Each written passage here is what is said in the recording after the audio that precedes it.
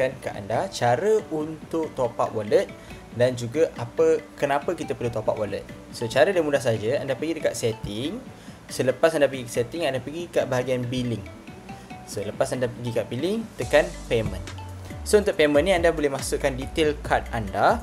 Selepas anda dah masukkan card anda, pergi ke wallet and transaction. Selepas tu anda boleh tekan add balance dan masukkan minimum amount sebanyak $10 dan anda tekan pay. Setelah anda berjaya, di wallet ataupun your wallet balance akan reflect pada top up ataupun jumlah yang anda telah top up.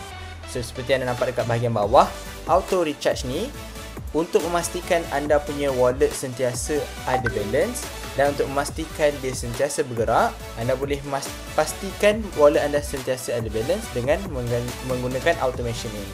So cara dia mudah saja, anda setkan kepada $10. Selepas itu anda boleh setkan berapa dolar yang anda nak sekiranya wallet anda kurang. Jadinya bila wallet anda kurang daripada $10, dia akan automatically top up sebanyak $10. So ini akan memastikan pergerakan anda ataupun pergerakan AI anda sentiasa bergerak. So tujuan untuk wallet ini adalah untuk memastikan AI anda sentiasa bergerak, sebab AI ini perlukan wallet untuk menggerakkan. Okay, itu sahaja. So see you guys on next video.